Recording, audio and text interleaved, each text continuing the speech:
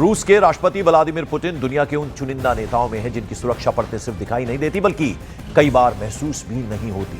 भारत दौरे से पहले उनकी सुरक्षा टीमें दिल्ली में उतर गईं और राजधानी अभी से हाई सिक्योरिटी मोड में चल रही है। हम आपको दिखाएंगे पुतिन की उस सुरक्षा प्रणाली की अंदरूनी तस्वीर जो आधुनिक तकनीक और अदृश्य घेरों से मिलकर बनी है।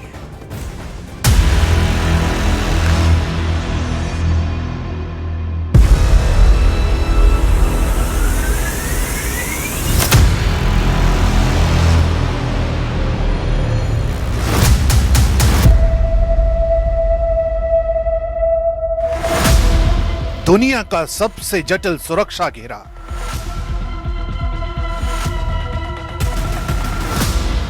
पुतिन के सुरक्षा घेरे का रहस्यमय दस्ता।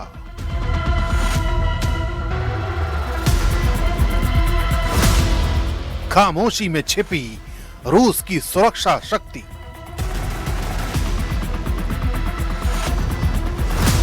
पुतिन की सुरक्षा का अदृश्य कमांड नेटवर्क। रूस में राष्ट्रपति की सुरक्षा सिर्फ एक प्रोटोकॉल नहीं बल्कि राष्ट्रीय रणनीति का हिस्सा है। यही वजह है कि पुतिन की सुरक्षा दुनिया की सबसे जटिल और रहस्यमय सिस्टम में गिनी जाती है। इस तंत्र की रीढ़ है फेडरल प्रोटेक्टिव सर्विस यानी FPS।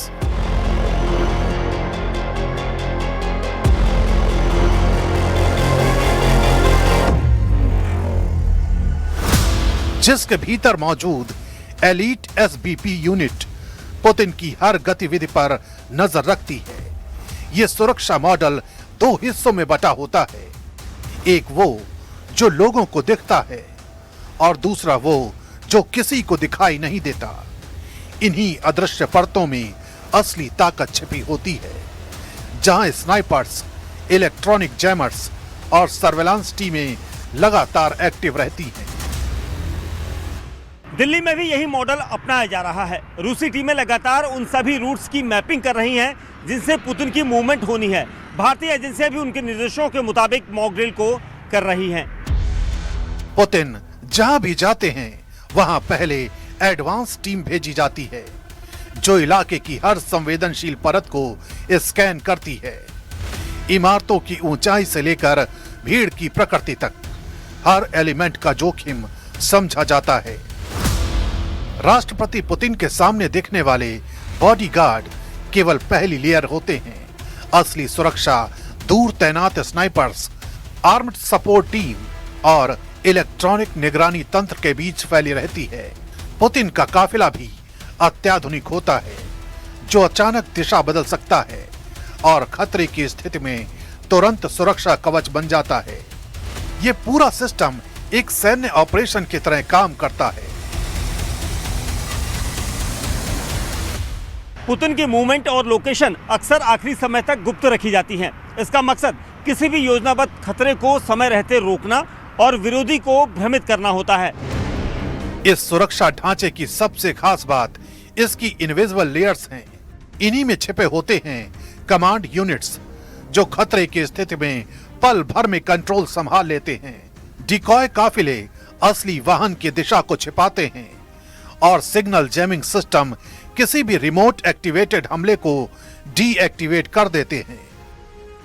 यह पूरा सुरक्षा तंत्र एक ही संदेश देता है कि रूस अपने राष्ट्रपति की सुरक्षा को सबसे ऊपर रखता है।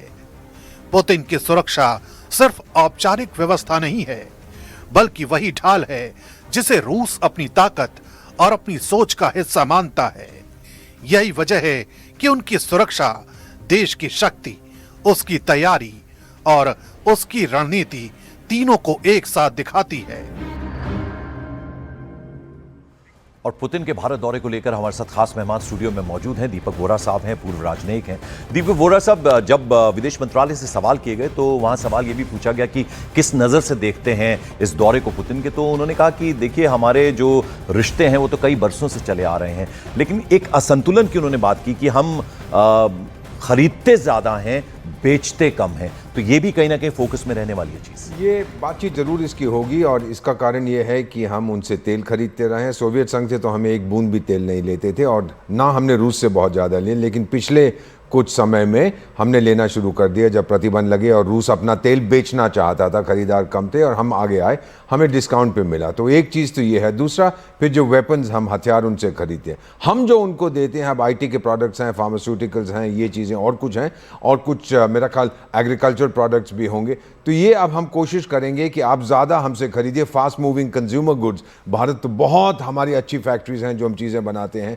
तो अगर आप हमसे ये चीज़ें लेना चाहें, ट्रैक्टर्स के बारे में फॉर एग्जांपल एग्रीकल्चर क्षेत्र में अगर आप हमसे लेना चाहें तो खरीदिएगा, प्रेफरेंशियल प्राइस मिलेगी, ये होगा वो होगा, आप अपनी ड्यूटी भी उस पर देख लीजिएगा, कम करिएगा, और फिर हम थोड़ा बैलेंस करने की कोशिश करेंगे। आपके कई अरब रुपए हमारे बैंकों में पड़े हैं जो तेल के लिए, क्योंकि प्रतिबंध लगा दी थी, स्विफ्ट पेमेंट सिस्टम में हम कर नहीं पा रहे थे, यहाँ पड़े हैं, उसको इन्वेस्ट करिएगा और फिर हम जो है अपने एक्सपोर्ट्स भी आपको बढ़ाएंगे ताकि बैलेंस हो। फिर जो आखिरी इम्बैलेंस है, दिलों का मिलन हो चुका है, अब बैंक बैलेंस का मिलन भी हो जाए।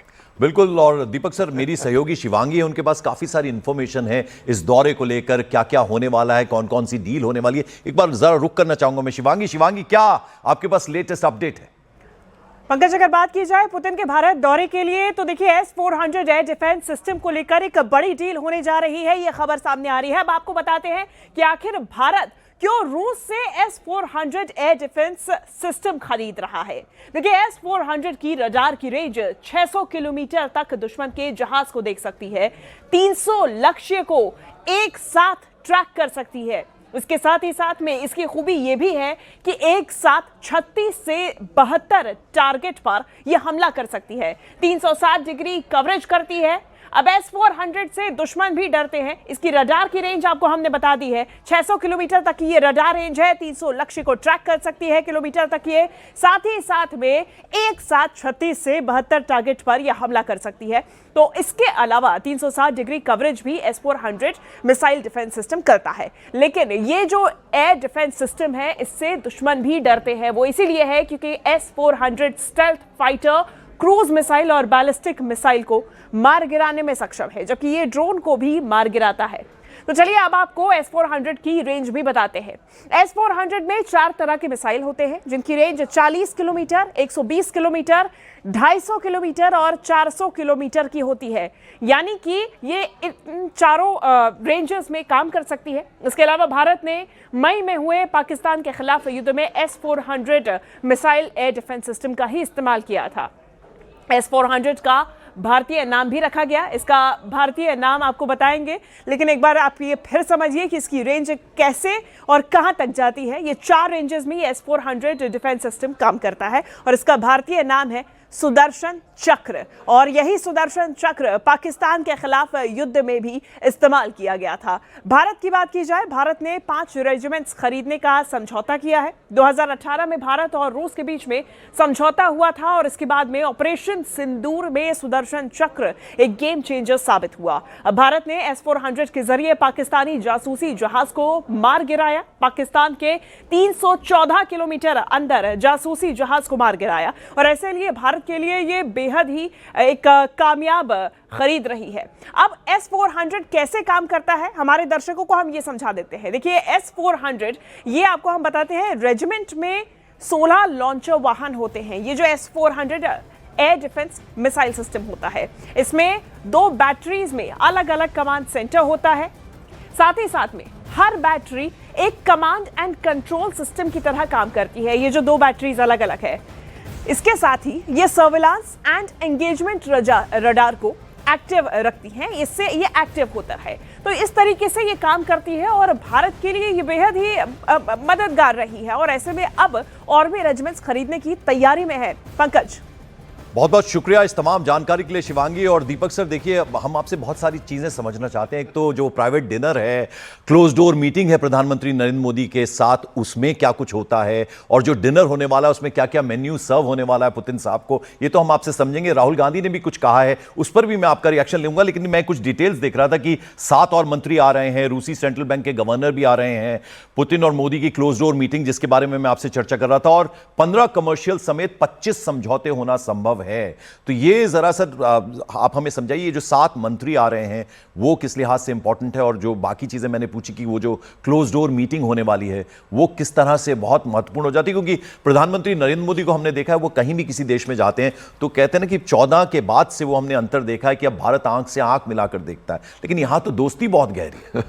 ये बहुत अहम प्रश्न आपने पूछा है। अब हम आंख झुका के नहीं, आंख उठा के नहीं, आंख से आंख मिला के बात करते हैं।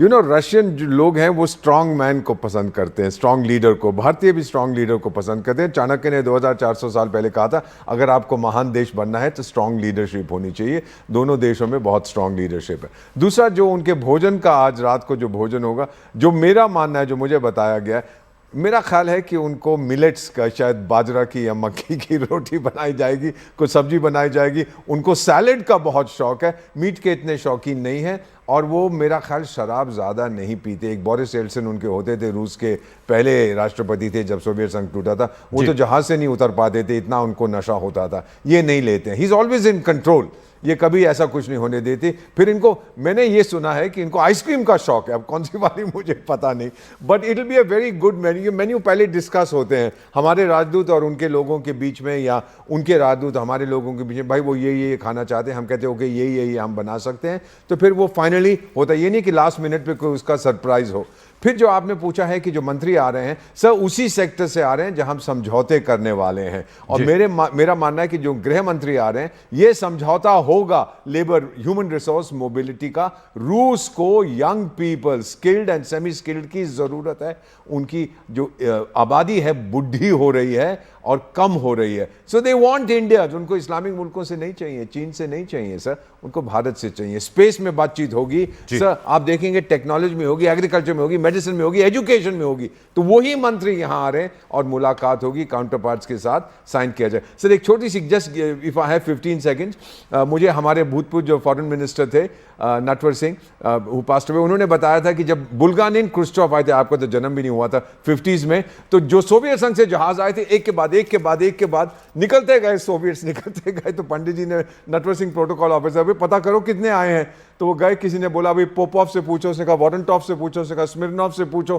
फाइनली किसी ने उसको बोला उससे जाके पूछो। नटवर सिंह उसके पास गए तो वो कहता है ऑफ भाग जाओ यहाँ से, मैं नहीं बताऊंगा आपको। ये भी पुरानी कहानियां हमने सुनी है। जब आपसे चर्चा की शुरुआत हुई थी दीपक सर, तो बेयर हक की आपने बात की थी, उसके बारे में भी मैं आपसे चर्चा करूंगा। और जब भी हम पुतिन को देखते हैं तो इतने बड़ी ताकत के वो सर्वे सर्वा हैं, लेकिन एकदम हॉलीवुड स्टार की तरह उनकी पर्सनैलिटी है, डॉग लवर वो हैं, उस अंदाज में भी हमने देखा है उनको।